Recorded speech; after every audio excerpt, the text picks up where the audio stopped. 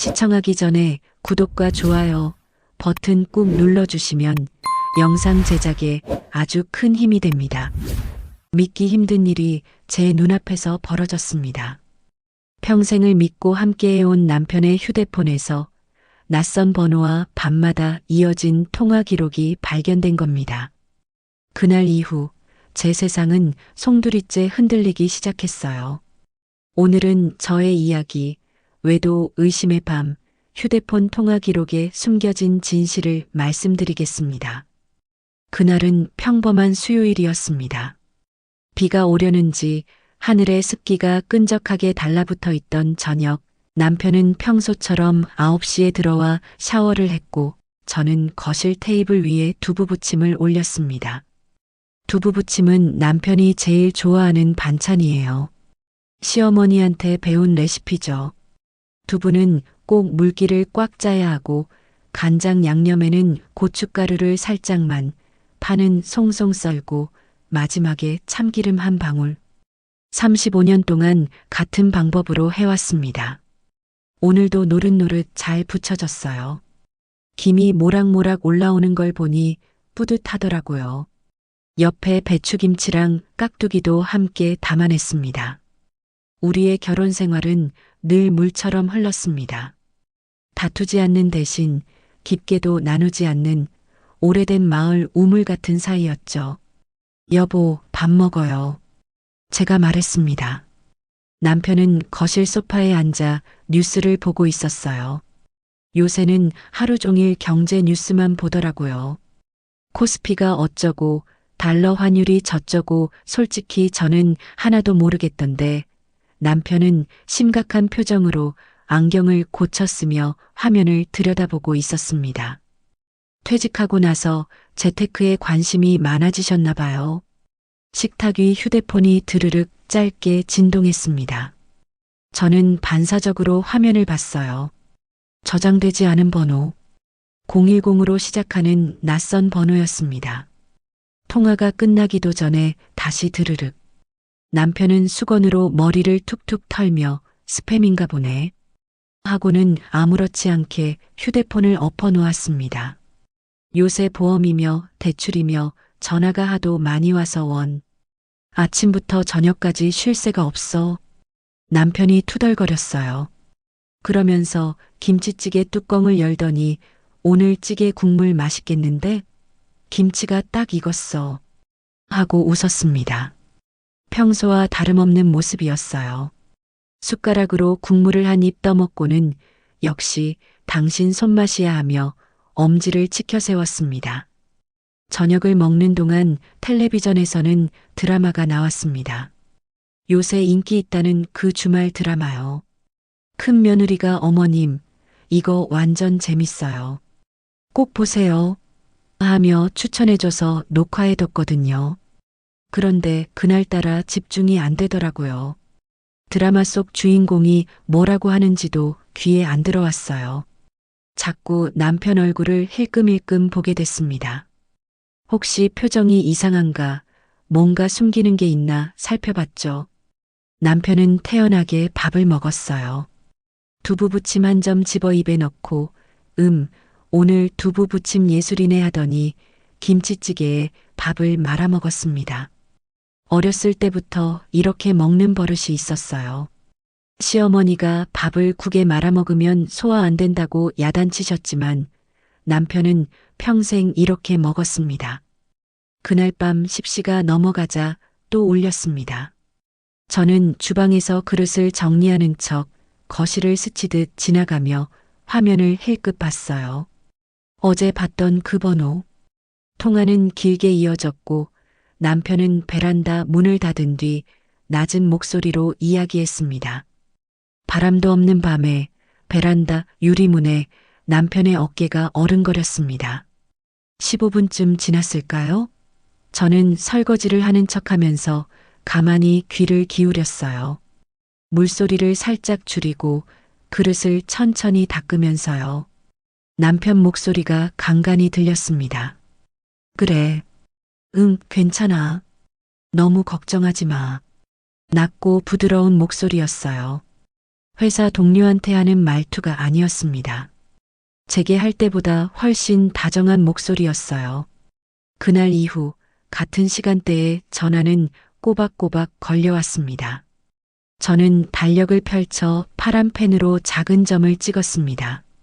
월, 화, 수. 점이 하나둘 늘어날수록 제 가슴도 좁아졌습니다. 월요일 저녁 10시 10분, 화요일 저녁 10시 5분, 수요일 저녁 10시 20분, 목요일 저녁 10시 15분, 금요일도 토요일도 일요일 저녁에도 전화벨이 울렸어요. 주말에도요? 회사 일이라면 주말에는 쉬어야 하는 거 아닌가요? 이게 정말 회사 일일까요? 달력 위에 파란 점이 늘어갈수록 제 의심도 커져갔습니다. 어느 날 밤 저는 화장실에 가는 척하면서 베란다 가까이 갔어요. 남편 목소리가 더 선명하게 들렸습니다. 응, 오늘은 좀 어때? 많이 힘들지? 걱정하는 목소리였어요. 그리고 긴 침묵. 상대방이 뭔가 길게 말하고 있는 모양이었습니다. 그래, 내일도 전화할게. 너무 불안해하지 마. 다 잘 될 거야. 제 심장이 쿵쾅거렸어요. 35년을 함께 산 남편인데 이런 다정한 목소리는 처음 들어봤습니다. 아니, 신혼 때도 이렇게 말한 적이 없었어요. 제게는 한 번도 괜찮아. 너무 불안해하지 마라고 말해준 적이 없었거든요. 제가 아플 때도 친정 어머니 돌아가셨을 때도 남편은 그저 병원 가봐 힘내 정도만 말했을 뿐이었습니다. 그날 밤 잠자리에서 남편에게 물어볼까 하다가 그냥 참았습니다. 괜한 오해일 수도 있잖아. 확실한 증거가 있어야지. 하지만 잠은 오지 않았어요. 옆에서 남편의 코 고는 소리만 들렸습니다. 드르렁. 푸. 평소 같으면 시끄러워서 잠을 못 잤을 텐데 그날 밤은 코 고는 소리조차 신경 쓰이지 않았어요. 머릿속이 너무 복잡했거든요. 다음 날 남편이 샤워하러 들어가자 저는 팔짱을 끼고 잠시 서 있었습니다. 하지 말자. 하지 말자 스스로에게 몇 번을 말했지만 발은 이미 거실 테이블로 가고 있더군요. 비밀번호는 알고 있었어요. 서로 큰 비밀 없이 살아온 세월이었으니까요. 결혼기념일 내 자리. 1990년 5월 12일. 051이. 손가락이 떨렸습니다. 첫 번째 숫자를 누르고 두 번째, 세 번째. 마지막 숫자를 누르는 순간 제 심장이 터질 것 같았어요. 이러면 안 되는데. 이건 남편 사생활 침해야. 머리로는 알지만 손은 이미 움직이고 있었습니다. 화면이 열렸습니다. 잠금 화면에는 손주 사진이 있었어요. 큰딸 아이 7살 된 우리 막내 손주. 지난달 놀이공원에서 찍은 사진이더라고요. 아이스크림을 들고 해맑게 웃고 있는 모습. 할아버지 핸드폰에 왜 손주 사진을 넣어뒀을까? 예전에는 우리 둘이 찍은 여행 사진이었는데 혹시 다른 사진은 감추려고? 온갖 생각이 다 들었습니다. 일단 카카오톡부터 열어봤어요. 회사 단체 채팅방에는 내일 회의 10시입니다. 보고서 제출 부탁드립니다 같은 평범한 메시지들만 있었어요. 친구들 단톡방도 마찬가지. 다음 주 등산 가자. 김 과장 환갑 언제더라? 일상적인 대화들 뿐이었습니다. 문자함을 열었을 때 저는 얼어붙었습니다. 최근 일주일치 메시지가 싹 비어 있었던 겁니다. 이동통신사 알림, 택배 문자는 남았는데 사적인 흔적은 깡그리 사라졌습니다. 왜 지웠을까? 무슨 내용이었을까? 손이 덜덜 떨렸어요. 평소 같으면 이 광고 문자 너무 많이 와 하면서 그냥 두던 남편이 이번에는 꼼꼼하게 지운 거예요. 저는 숨을 고르며 통화 기록으로 들어갔습니다. 거기엔 밤 10시 이후 18분 23분 31분 길게 이어진 통화들이 정확히 줄을 서 있었습니다. 010-3XXX7XXX 같은 번호였어요. 지난 2주 동안 무려 13번. 모두 밤 10시 이후. 가장 긴 통화는 42분이었습니다. 42분이요. 저랑은 전화 통화 5분만 해도 아이고 목 아프다. 나중에 집에 와서 얘기하자고 하는 남편이 이 사람하고는 42분씩이나 통화를 했다고요? 심장이 요동쳤습니다. 사람이 변하는 데는 이유가 있다던 엄마 말이 귓속을 때렸어요. 엄마는 돌아가시기 전에 말씀하셨죠. 은정아, 남자는 말이야. 숨길 게 생기면 눈을 못 마주쳐. 그리고 핸드폰을 귀하게 여기지. 당시에는 무슨 말씀인가 싶었는데 지금 그 말씀이 뼈에 사무치게 와닿았습니다. 남편은 원래 밤에 통화하는 사람이 아니었습니다. 회사 동료들과는 단체 채팅으로만 연락했거든요. 밤에 전화하는 건 예의가 아니야. 남의 가족 시간을 방해하는 거지. 그렇게 말하던 남편이었어요. 그런데 왜 굳이 전화일까요? 왜 하필 밤 10시 이후일까요? 저는 사진첩도 열어봤어요. 최근 사진들, 회식 사진, 등산 사진, 손주 사진. 대부분 평범한 사진들이었어요. 그런데 이상한 게 있었습니다. 사진 앨범 중에 최근 삭제된 항목이라는 폴더가 있더라고요. 평소에는 거기까지 볼 생각도 안 했는데 그날은 눌러봤어요. 삭제된 사진이 3장 있었습니다. 첫 번째 사진은 커피숍에서 찍은 듯한 사진. 테이블 위에 아메리카노 2잔. 창밖으로 가로수가 보였어요. 동네 커피숍 같았습니다. 두 번째는 저녁 하늘 사진. 노을이 예쁘게 졌더라고요. 주황빛과 보라빛이 섞인 하늘. 남편이 언제 이런 감성적인 사진을 찍었나 싶었어요. 세 번째는 젊은 여자 뒷모습. 긴 생머리에 깔끔한 흰색 블라우스. 누구죠? 회사 사람일까요? 욕실에서 물 떨어지는 소리가 점점 가까워졌습니다. 샤워가 끝나가는 소리. 저는 황급히 폰을 내려놓고 서랍장을 닫는 척했습니다. 남편이 수건을 두른 채 나왔고 저는 시선을 식탁에 박은 채 묻지도 따지지도 않았습니다. 여보, 뭐해? 남편이 물었어요. 머리에서 물방울이 뚝뚝 떨어지고 있었습니다. 아, 이거 내일 장 보러 갈 건데 뭐 살 거 있어요? 거짓말이 술술 나왔습니다. 35년 결혼 생활에서 남편한테 거짓말을 해본 적이 거의 없는데 그날은 자연스럽게 나오더라고요. 제 목소리가 이렇게 자연스러울 수가 없었어요. 아, 나 고등어 먹고 싶은데. 고등어 구이. 시장에 가면 생물 있잖아. 그거로 사와. 남편이 머리를 말리며 말했습니다. 알았어요. 무 넣고 조림도 해드릴까요? 평소 같으면 이렇게 물었을 거예요. 하지만 그날은 그냥 알았어요 라고만 했습니다. 그래, 고마워. 남편은 방으로 들어갔어요. 의심은 질문이 되지 못한 채 제 속에서 덩어리로 굳어졌습니다. 그날 밤 이불 속에서 남편의 고른 숨소리를 들으며 생각했어요. 내일 뭘 해야 하지?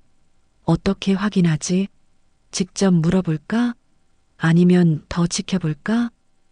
머릿속이 복잡했습니다. 시계를 보니 새벽 1시, 또 보니 2시, 새벽 2시가 넘어서야 잠이 들었습니다. 그마저도 얕은 잠이었어요. 시장은 늘 사람 냄새가 났습니다. 김이 모락모락 오르는 어묵 국물과 갓 튀긴 꽈배기 냄새가 섞이는 오전, 단골 이웃이 제 어깨를 툭 쳤습니다. 언니, 요즘 형부 밤에 어디 자주 나가셔? 지난번에도 10시 넘어서 차 시동 켜는 소리 들리던데. 그 말에 속이 철렁 내려앉았습니다. 아, 그래요? 애써 아무렇지 않게 웃었지만 미지근한 어묵 국물조차 목으로 넘어가지 않았어요. 박 여사였어요. 우리 아파트 같은 동 1300이요. 입이 엄청 가벼운 분이죠. 저번 달에도 옆집 내외가 싸운 얘기를 동네방네 다 퍼뜨린 분이었습니다. 603호 부부 싸우는 소리 엄청 크던데 뭐가 문제래라면서 아파트 단지 입구에서 큰 소리로 떠들던 기억이 납니다. 하필이면 이 사람한테 들켰다니. 그러게 말이야. 나도 이상하다 싶었어. 화요일이었나? 수요일이었나? 아무튼 10시 반쯤 됐을 거야. 깜깜한 밤에 혼자 나가시길래 회사 일인가 했지. 요새 회사에서 야근도 많이 시키잖아. 안 그래? 박 여사가 생선을 고르면서 말했어요. 저는 얼버무렸습니다. 아, 내 회사 일이 좀 있나 봐요. 바쁜가 봐요. 손에 든 시금치 한 단이 떨렸어요. 생선 가게 아주머니가 언니, 오늘 고등어 싱싱해. 한 마리에 5,000원 하고 외쳤지만 귀에 들어오지 않았습니다. 그런가? 근데 말이야, 그게 한두 번도 아니고 자꾸 그러시던데. 나도 우연히 본 거야. 커튼 치려다가 창문으로 보이더라고. 형부차 불 켜지는 거. 요새는 뭐 밤늦게까지 일하는 게 보통이긴 하지. 박 여사가 또 한마디 거들었어요. 제 얼굴이 화끈거렸습니다. 동네 사람들 눈에 다 보였다는 얘기잖아요. 다른 사람들도 알고 있을까? 경비 아저씨도? 엘리베이터에서 만나는 사람들도? 창피해서 얼굴을 들 수가 없었어요. 언니, 저 급한 일이 생각나서 먼저 갈게요. 그리고는 황급히 시장을 빠져나왔어요. 장바구니에는 시금치 한 단밖에 없었습니다. 고등어도 안 샀어요. 남편이 먹고 싶다던 고등어. 집에 돌아오는 길 습한 바람이 뺨을 스치며 귓가에 자꾸 속삭였습니다. 봤잖아. 너도 알잖아. 장바구니가 천근만근 무겁게 느껴졌어요. 평소 같으면 10분이면 올 거리인데 그날은 20분이 넘게 걸렸습니다. 한 걸음 한 걸음이 무거웠거든요. 아파트 단지 입구를 지나는데 경비 아저씨가 인사를 건넸어요. 사모님 다녀오셨어요? 오늘 날씨 좋죠? 평소 같으면 네, 경비 아저씨. 날씨 좋네요. 하고 웃으며 대답했을 텐데 그날은 고개만 끄덕이고 지나쳤습니다. 경비 아저씨도 알까? 우리 남편이 밤에 차 몰고 나가는 거 온 세상이 다 알고 있는 것 같았어요. 엘리베이터를 타고 올라가는데 5층에서 아래층 아주머니가 타셨어요. 평소 같으면 어디 다녀오세요? 하고 물었을 텐데 그날은 말을 걸 기운도 없었습니다. 아주머니도 제 얼굴을 보더니 조용히 계셨어요. 표정이 안 좋아 보이나? 거울에 비친 제 모습을 보니 얼굴이 창백했습니다. 집에 들어와 장바구니를 내려놓고 저는 소파에 털썩 주저앉았습니다. 밤에 차를 몰고 나간다고? 어디를? 누굴 만나러? 그 생각이 꼬리에 꼬리를 물었어요. 의심은 증거를 먹고 자란다더니 저는 그날 밤 침대에 누워 천장을 보며 통신사 고객센터 번호를 검색했습니다. 손가락이 화면 위를 맴돌았어요. 전화를 걸까? 요금 상세 내역을 신청할까? 한참을 고민하다가 결국 신청 버튼을 눌렀습니다. 요금 상세 내역서 신청이 완료되었습니다. 35일 이내 우편으로 발송됩니다. 화면에 메시지가 떴어요. 며칠 뒤 우편함에서 두툼한 봉투를 발견했습니다. 통신사 로고가 찍힌 흰 봉투, 요금 상세 내역서가 도착했습니다. 봉투를 뜯는 손이 떨렸습니다. 거실 테이블에 앉아 서류를 펼쳤어요. 발신 010 XXXX XXXX 통화시간 002318 한 장, 두 장 넘기는데 눈물이 핑 돌았습니다. 내역서는 잔인할 만큼 친절했습니다. 날짜, 시간, 통화 길이, 그리고 반복. 계속되는 반복. 4월 15일 2214 23분 18초. 4월 16일 2208 31분 42초. 4월 17일 2219 18분 55초, 4월 18일 2211 27분 33초. 달력 위 파란 점과 정확히 겹쳐졌습니다. 하나도 빠짐없이 제가 점을 찍은 날짜와 딱 맞아떨어졌어요. 저는 그 번호를 다른 종이에 큼지막하게 적었습니다. 010-3XXX-7XXX. 숫자를 적으면서 손이 덜덜 떨렸어요. 연필로 적다가 힘을 너무 줘서 종이가 찢어질 뻔했습니다. 뼈대 없는 의심이 모양을 갖춘 두려움으로 자라나고 있었습니다. 그날 오후 저는 친한 친구 정수기에게 전화했어요. 나 좀 만나줄래? 목소리가 떨렸습니다. 정수기는 제 목소리만 듣고도 알았나 봐요. 무슨 일이야? 어디서 볼까? 동네 카페에서 만나 조심스럽게 상황을 설명했습니다. 요금 상세 내역서도 보여줬어요. 정수기는 제 손을 꼭 잡아주며 말했어요. 언니, 확실하게 알아봐. 혼자 끙끙 앓지 말고. 35년을 함께 산 사이인데 물어볼 권리 있어. 이렇게 불안하게 사는 것보다는 차라리 확실하게 아는 게 나아. 그 말이 저에게 용기를 줬습니다. 정수기는 커피를 한 모금 마시고는 덧붙였어요. 그래도 혹시 모르니까 침착하게 대응해. 감정적으로 하면 안 돼. 증거를 더 모으고 그 다음에 차분하게 물어봐. 집에 돌아와서도 그 번호가 머릿속을 떠나지 않았습니다. 알겠습니다. 내장을 바로 출력해드리겠습니다. 그날 밤 저는 결심했습니다. 도망치지 말자. 확인하자. 남편이 잠든 뒤 저는 거실 불을 끄고 베란다 문을 아주 살짝 열었습니다. 밖에서 흘러드는 간판 불빛이 방의 그림자를 늘렸습니다. 새벽 1시. 아파트 단지는 조용했어요. 가끔 멀리서 차 지나가는 소리만 희미하게 들렸습니다. 저는 휴대폰 화면을 켜고 그 번호로 전화를 걸었습니다. 심장이 쿵쾅거렸어요. 손가락이 떨려서 번호를 잘못 누를 뻔했습니다. 다시 한번 확인하고 통화 버튼을 눌렀어요. 뚝, 뚝. 신호음이 2번 울렸습니다. 그 짧은 순간이 참 길게 느껴졌어요. 심장 소리가 너무 커서 귀가 먹먹할 지경이었습니다. 받을까? 안 받을까? 받으면 뭐라고 하지? 2번의 신호음 끝에 전화가 연결됐습니다. 여보세요? 젊은 여성의 목소리가 들렸습니다. 맑고 청아한 목소리. 20대 후반쯤 되어 보이는 목소리였어요. 제 손에서 핸드폰이 미세하게 떨렸습니다. 혀가 말라붙어 말이 나오지 않았어요. 여보세요? 누구세요? 목소리에 약간의 긴장감이 묻어났습니다. 새벽 1시에 걸려온 낯선 전화. 당연히 이상하게 생각할 시간이었죠. 저도 이 시간에 모르는 번호로 전화가 오면 놀랄 거예요. 저는 숨을 몰아쉬며 혹시 누구신지요? 라고 겨우 뱉었습니다. 목소리가 떨렸어요.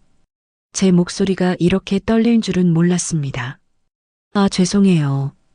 혹시 팀장님 아니 누구시죠? 실례지만 어떻게 제 번호를 아셨는지. 팀장님. 그 단어가 귓전을 때렸습니다. 제 머릿속에서 단어들이 빠르게 이어졌습니다. 팀장? 우리 남편은 팀장이에요. 영업이팀 팀장. 작년에 승진했죠. 제 안에서 울컥 무엇인가 솟구쳤습니다. 팀장님이요? 제가 다시 물었어요. 목소리에 힘을 주려고 했지만 떨림은 어쩔 수 없었습니다. 네. 아, 혹시 팀장님 부인 되시나요? 아, 죄송합니다. 이렇게 늦은 시간에 전화드려서 무슨 일이신가요? 상대방 목소리가 당황한 것 같았어요. 통화를 급히 끊고 저는 소파에 털썩 주저앉았습니다. 젊은 여자, 팀장, 밤 10시 이후의 통화, 새벽 1시에도 남편을 팀장님이라고 부르는 목소리. 머릿속이 소란한 장터처럼 어수선해졌습니다. 회사 후배일 거야. 그렇겠지. 업무 때문에 연락하는 거겠지. 스스로를 달래보려 했지만 마음 한구석이 무너져 내렸어요. 35년 결혼 생활. 우리가 이렇게까지 서먹해질 줄은 몰랐습니다. 소파에 앉아 멍하니 어둠을 바라봤어요. 베란다 유리에 비친 제 표정은 이미 무너져 있었습니다. 주름진 얼굴, 축 처진 어깨, 거울 속 여자가 너무 초라해 보였어요. 나는 늙었는데 저 여자는 젊구나. 그 생각이 들자 눈물이 핑 돌았습니다. 손으로 얼굴을 쓸어내렸어요. 피부가 예전 같지 않았습니다. 탄력도 없고 주름도 깊어졌죠. 남편은 저를 언제부터 여자로 안 봤을까요? 아내가 아니라 그냥 같이 사는 사람, 밥 해주는 사람. 그날 밤 저는 침대에 누워서도 잠들지 못했어요. 옆에서 남편의 고른 숨소리가 들렸습니다. 드르렁, 푸, 평소와 똑같은 코 고는 소리. 35년을 같은 침대를 썼는데 그날 밤만큼은 남편이 낯선 사람처럼 느껴졌어요. 저 사람은 지금 무슨 꿈을 꾸고 있을까? 나를 생각하고 있을까? 아니면 그 여자를. 시계를 봤습니다. 새벽 2시. 또 봤어요. 새벽 3시. 잠은 오지 않았습니다. 이불을 목까지 끌어올렸어요. 5월인데도 몸이 떨렸습니다. 추운 게 아니라 불안해서 떠는 거였어요. 남편 쪽으로 고개를 돌렸습니다. 어둠 속에서 남편의 얼굴이 희미하게 보였어요. 평화로운 얼굴, 아무 걱정 없는 얼굴. 나만 이렇게 힘든 건가? 나만 밤새 잠 못 이루는 건가? 서러움이 북받쳐 올랐습니다. 조용히 눈물이 흘렀어요. 소리 내지 않으려고 이불로 입을 막았습니다. 새벽 3시쯤 저는 결심했습니다. 내일 물어보자. 더 이상 혼자 끙끙 앓지 말고 직접 물어보자. 35년을 함께 산 사이인데 물어볼 권리는 있잖아. 화장실에 가서 찬물로 얼굴을 씻었어요. 거울을 봤습니다. 눈이 퉁퉁 부어 있었어요. 내일 남편이 보면 이상하게 생각하겠네. 냉장고에서 얼음을 꺼내 눈가에 대고 있었습니다. 차가운 얼음이 뜨거운 눈가를 식혀줬어요. 거실 테이블 위에 요금 상세 내역서가 놓여 있었습니다. 내일 이걸 남편 앞에 펼쳐놓을 거예요. 그리고 물어볼 거예요. 이 번호 누구예요? 라고. 다음 날 저녁 저는 결국 남편을 마주 앉혔습니다. 식탁 위에 내역서를 펼쳐놓았습니다. 남편이 퇴근해서 들어왔을 때 저는 저녁상을 차리지 않았어요. 대신 식탁 위에 요금 상세 내역서만 놓여 있었습니다. 평소 같으면 이 시간이면 따끈한 밥상이 차려져 있는데 오늘은 아무것도 없었어요. 김치찌개 끓는 냄새도 생선 굽는 냄새도 없었습니다. 여보, 뭐야 이게? 저녁은? 남편이 가방을 소파에 내려놓으며 물었습니다.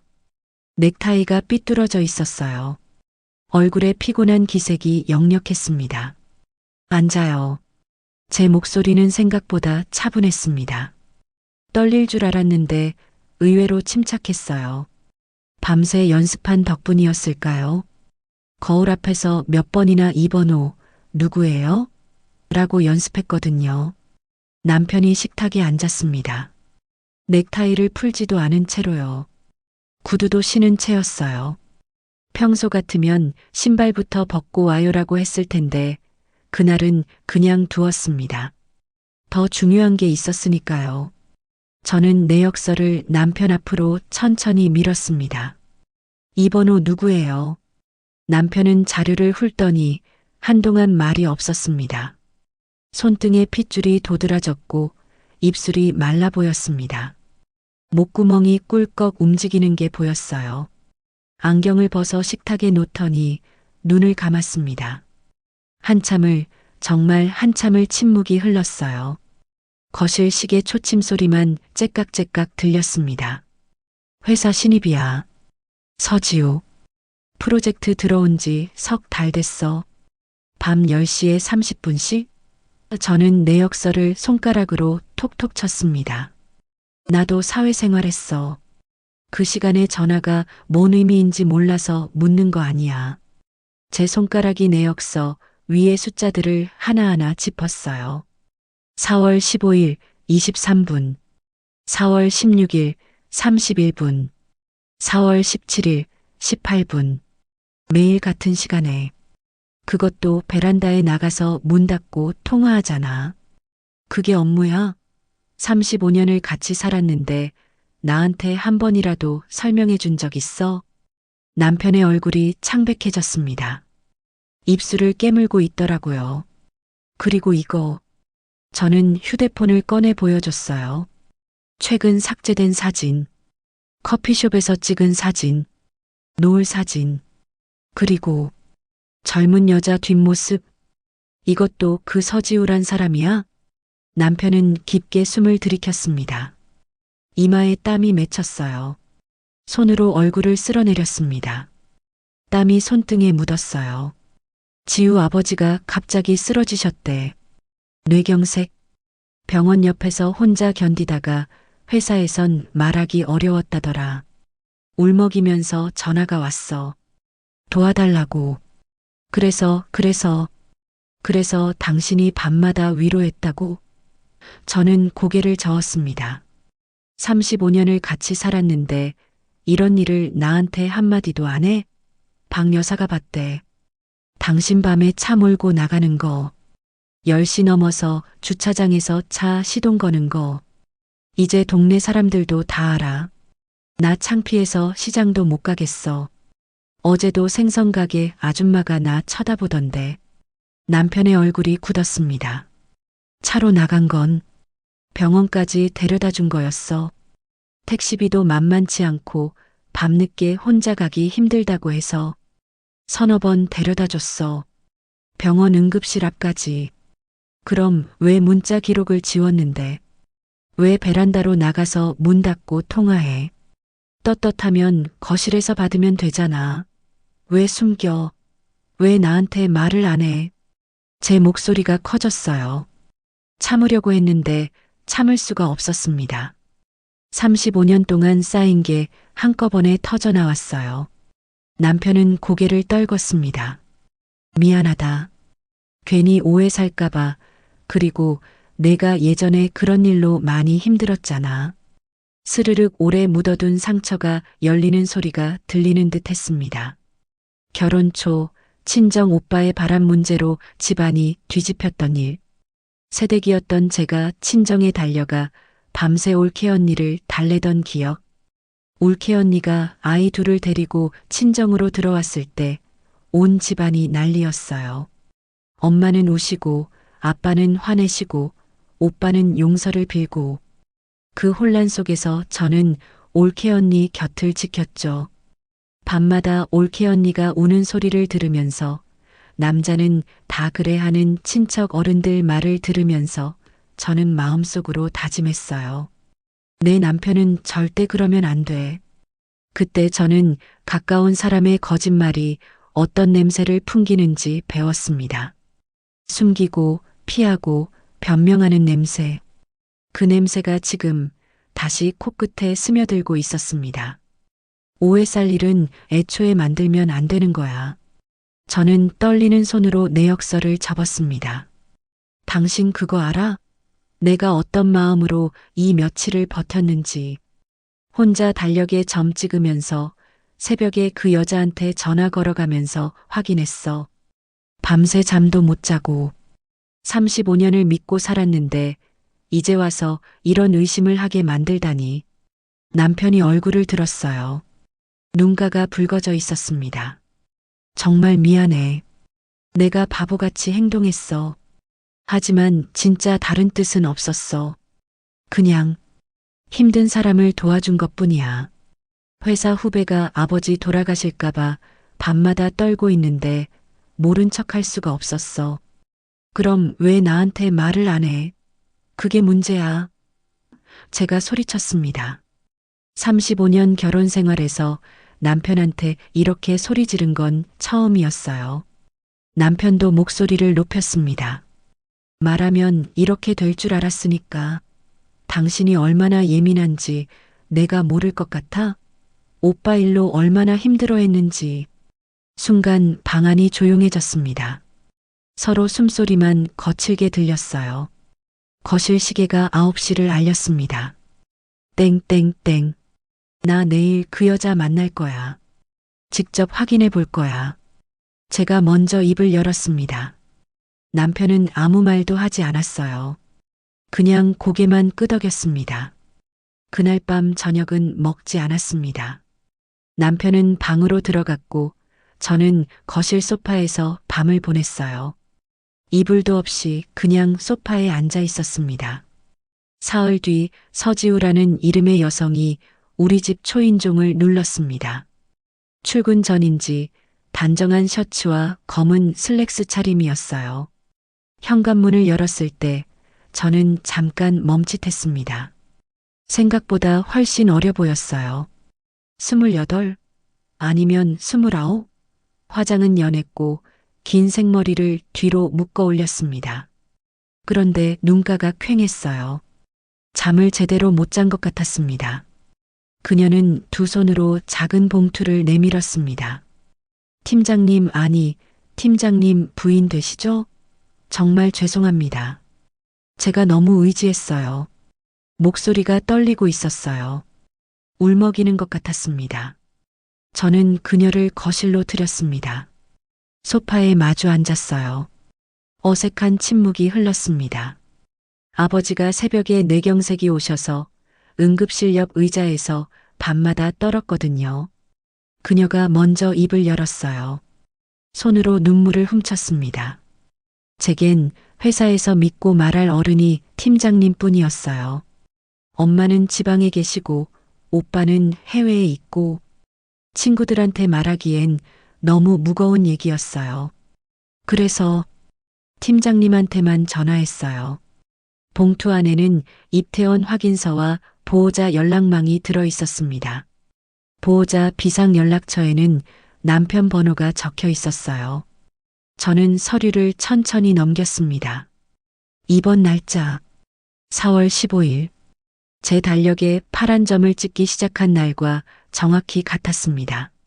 수술 날짜, 전원 날짜, 내 통화 기록과 정확히 겹쳤습니다. 밤에 너무 무서웠어요. 수술 결과 기다리는 밤이 제일 길더라고요. 엄마는 지방이라 바로 못 올라오시고 제가 잘못했어요. 팀장님, 아니, 부인께 꼭 말씀드렸어야 하는데 그럴 용기가 없었어요. 그녀의 눈가에 맺힌 눈물은 과장되지 않았습니다. 진짜였어요. 저는 조용히 물컵을 건넸습니다. 그녀가 물을 한 모금 마셨어요. 손이 떨려서 물컵을 두 손으로 잡고 있었습니다. 그날 밤 아버지 수술실 불이 꺼지지 않는 거예요. 7시간째 의사 선생님이 나오셔서 조금만 더 기다리세요라고만 하시고 저 혼자 복도 의자에 앉아서 울고 있었어요. 그때 팀장님한테 전화했어요. 무서워요라고. 그랬더니 팀장님이 괜찮아. 아버지 곧 깨어나실 거야. 조금만 힘내라고 하셨어요. 남편은 옆에서 작은 목소리로 덧붙였습니다. 언제 왔는지 남편이 거실 한쪽에 서 있었어요. 내가 지웠다는 그 문자 사실 지우가 보낸 감사 메시지였어. 살아줘서 고마워요. 아빠라고. 그 문장 보니까 내가 괜히 너무 흔들려서 남편 목소리도 떨리고 있었어요. 저는 그제야 알았습니다. 남편도 힘들었구나. 누군가의 아버지가 죽을 수도 있다는 무게를 혼자 짊어지고 있었구나. 서지우 씨가 가방에서 또 다른 서류를 꺼냈어요. 이거 병원비 영수증이에요. 그날 밤 팀장님이 응급실비 먼저 내주셨어요. 제가 카드를 안 가져왔거든요. 200만 원. 다음 날 바로 계좌로 돌려드렸어요. 여기 입금 내역이요. 그녀가 보여준 통장 사본에는 이정훈이라는 남편 이름으로 200만 원 입금 내역이 찍혀 있었습니다. 날짜는 4월 16일. 그리고 이거 팀장님이 병원 갈 때마다 사다 주신 샌드위치 봉투예요. 제가 밥을 못 먹고 있으니까 이거라도 먹으라고 사다 주셨어요. 작은 편의점 봉투였어요. 구겨져 있었지만 소중하게 보관한 게 느껴졌습니다. 저는 그 자리에서 당장 남편을 용서하지 못했습니다. 아직도 가슴 한구석이 아팠어요. 그래도 왜 나한테 말을 안 했어? 하는 서운함이 남아 있었습니다. 하지만 제 의심의 그림자는 조금 연해졌습니다. 첫 번째 반전은 그렇게 찾아왔습니다. 서지우 씨가 일어서며 말했습니다. 정말 죄송해요. 제 때문에 두 분이 힘드셨을 텐데. 아버지가 많이 좋아지셔서 다음 주에 재활병원으로 옮기세요. 팀장님 덕분이에요. 현관문을 열어주면서 저는 그녀의 뒷모습을 봤습니다. 삭제된 사진 속 그 뒷모습. 긴 생머리. 하지만 어깨가 축 처져 있었어요. 힘든 시간을 견뎌낸 사람의 어깨였습니다. 문을 닫고 돌아서니 남편이 식탁에 앉아 있었어요. 고개를 숙이고 있었습니다. 미안해. 정말 미안해. 하지만 그 애가 너무 불쌍해 보였어. 우리 딸 나이잖아. 혼자서 아버지 병원에 있는 거 보니까 그냥 지나칠 수가 없었어. 저는 아무 말도 하지 않았어요. 부엌으로 가서 물을 한 잔 마셨습니다. 창밖을 봤어요. 오전 햇살이 따스했습니다. 그러나 이야기는 거기서 끝이 아니었습니다. 진짜 매듭은 두 번째 반전에서 지어졌거든요. 불안은 쉽게 자라지 않지만 한 번 자라면 쉽게 죽지도 않더군요. 저는 마지막 확인을 하고 싶었습니다. 다음 날 병원으로 갔습니다. 서지우 씨와 약속을 잡고 중환자실 앞 보호자 대기실에서 마주 앉았습니다. 병원 특유의 소독약 냄새가 코를 찔렀어요. 보호자 대기실에는 저희 말고도 몇 분이 더 계셨습니다. 모두 지친 얼굴이었어요. 누군가는 졸고 있었고 누군가는 멍하니 창밖을 보고 있었습니다. 부인께 너무 죄송해요. 팀장님한테 회사 얘긴 안 하고 개인 번호로만 연락했어요. 혹시라도 소문나면 아버지 일까지 이상하게 볼까 봐요. 서지우 씨가 조심스럽게 말을 꺼냈어요.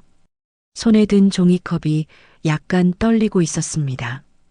그녀는 통화 기록을 보여줬습니다.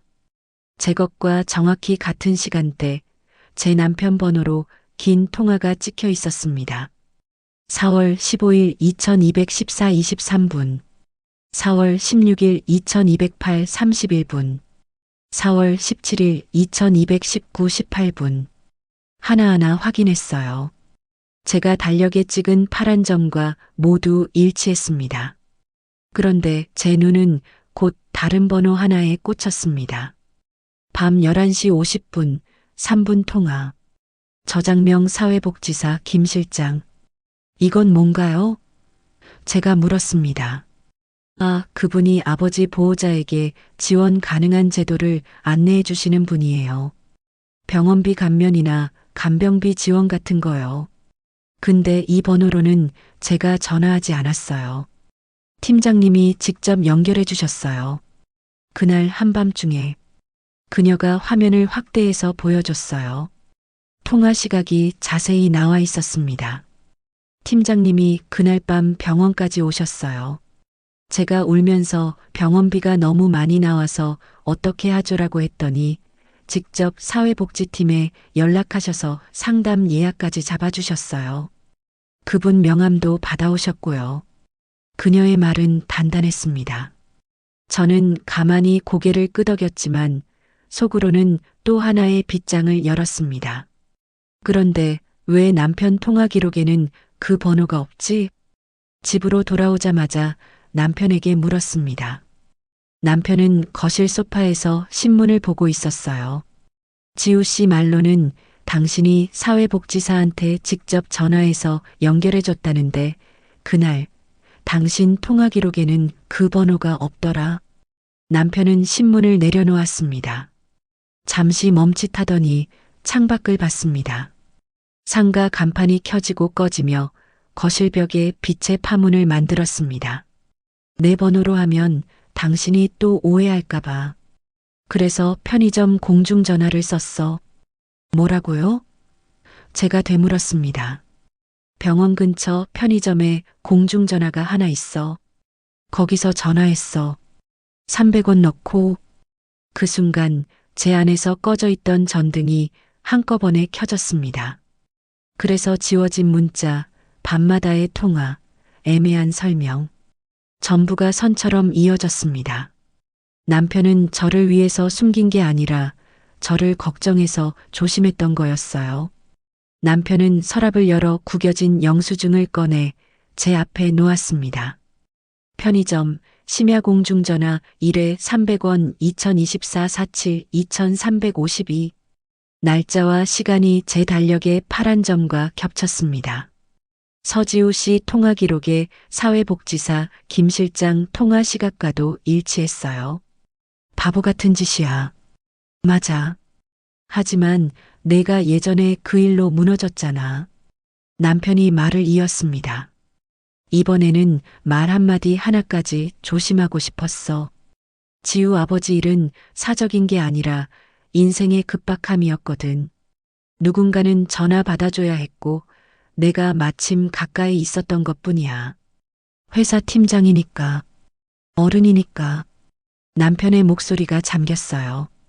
근데 내가 오해할까봐, 내가 또 힘들어할까봐.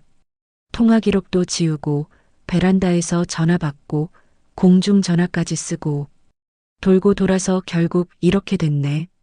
저는 눈을 감았습니다. 숨김은 분명 잘못입니다. 하지만 그 숨김의 방향이 누군가를 살리기 위한 쪽이었다면 그건 같은 잘못이라도 다른 얼굴을 하고 있다는 걸 인정해야 했습니다. 남편이 가방에서 또 다른 걸 꺼냈어요.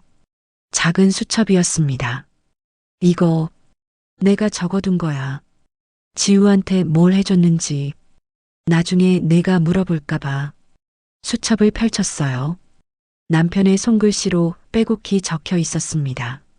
4월 15일 병원비 200만 원 선지급 16일 입금 확인. 4월 16일 샌드위치 2개 구입, 병원까지 차량 이동. 4월 17일 사회복지사 연결 공중전화 이용. 4월 18일 지우 어머니 서울역 마중 퇴근 후. 한 줄 한 줄이 남편의 배려였습니다. 그리고 그 배려를 증명하려는 노력이었어요. 그날 밤 저는 서랍 속 달력을 꺼내 파란 점들을 하나씩 손가락으로 눌러보았습니다. 이상하게도 점이 더 이상 상처처럼 보이지 않았습니다. 증언처럼 보였어요. 누군가를 살리려 했던 서툰 사람의 증언. 남편이 옆에 앉았습니다. 미안해. 진짜 미안해. 처음부터 당신한테 다 말했어야 했어. 저는 달력을 덮었습니다. 나도 미안해요. 의심만 하고 믿어주지 못해서. 그날 밤 우리는 오랜만에 나란히 침대에 누웠습니다.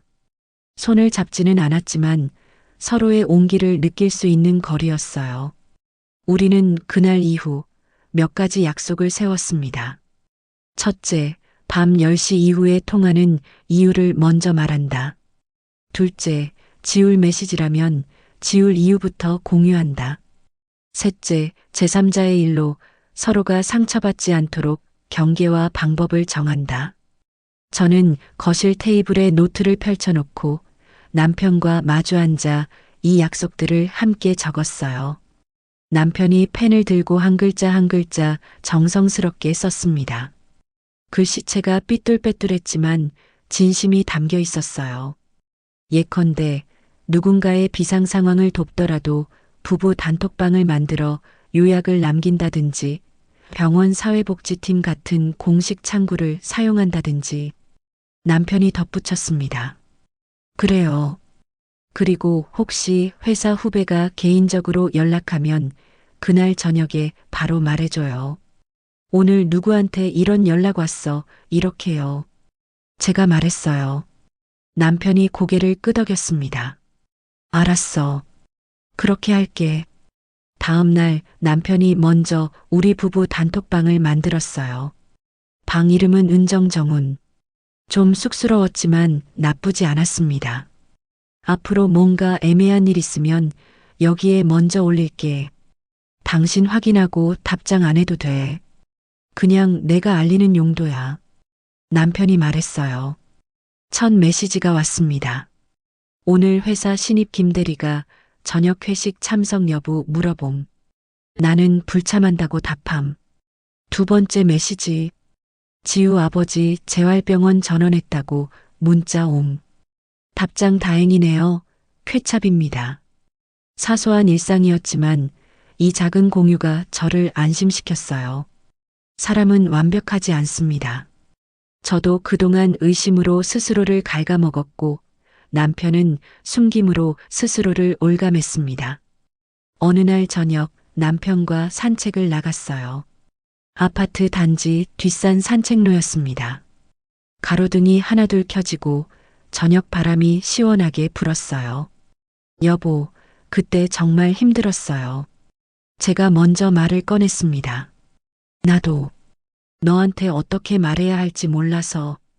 남편이 답했어요. 근데 알았어요. 당신이 나쁜 사람이 아니란 거. 그냥 서툰 사람이란 거. 남편이 빙그레 웃었습니다. 서툰 사람. 맞아. 나 정말 서툰 남편이야. 나도 서툰 아내고요. 저도 웃었어요. 우리가 배운 건 서로의 약한 지점을 피하는 대신 다루는 법이었습니다. 의심과 숨김 대신 질문과 공유를 선택하는 법이었어요. 며칠 뒤 서지우 씨가 작은 메시지를 보냈습니다. 팀장님 아니 이은정님. 아버지 재활병동 전원되었어요. 고맙습니다. 저는 그 메시지를 남편과 함께 읽었습니다. 더 이상 혼자서 지우지 않았습니다. 답장 보내요. 같이.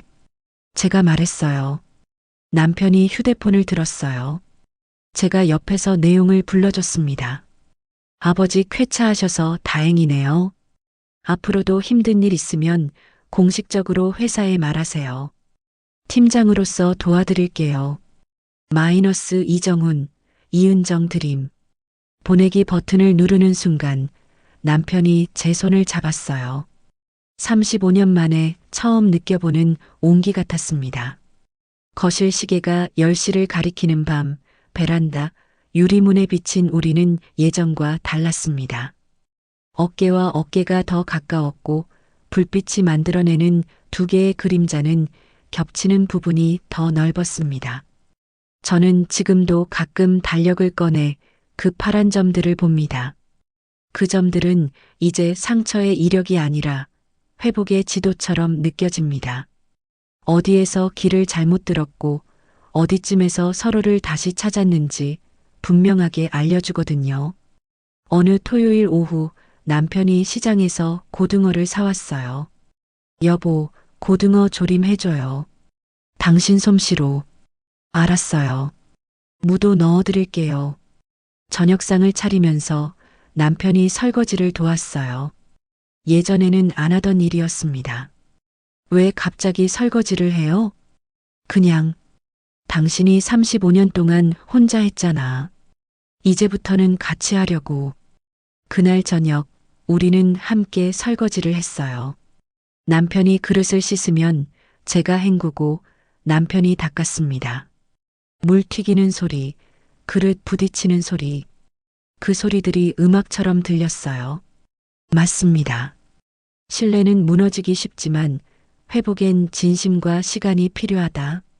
그리고 그 진심은 생각보다 가까운 곳에 있었습니다. 같은 집, 같은 식탁, 같은 베란다, 유리문 앞. 우리가 늘 서 있었던 그 자리에서 말입니다. 저녁을 먹고 나서 남편이 물었어요. 여보, 내일 날씨 좋다는데 남산 산책 갈까? 좋아요. 오랜만에 데이트하는 거예요? 응. 35년 만에 데이트. 남편이 웃었고 저도 따라 웃었습니다. 다음 날 우리는 손을 잡고 남산을 걸었어요. 주름진 손과 주름진 손이 맞잡혔습니다. 어색했지만 따뜻했어요. 여보, 앞으로도 잘 부탁해요. 나도. 우리 오래오래 함께 살아요. 그렇게 우리의 이야기는 계속됩니다. 의심과 오해를 지나 신뢰와 용서를 배우며 때로는 서툴고 때로는 아프지만 그래도 함께 걷는 길. 그게 바로 우리의 35년째 이어지는 사랑이었습니다. 베란다 유리창에 비친 우리의 모습. 이제는 두 개의 그림자가 아니라 하나의 실루엣처럼 보였어요.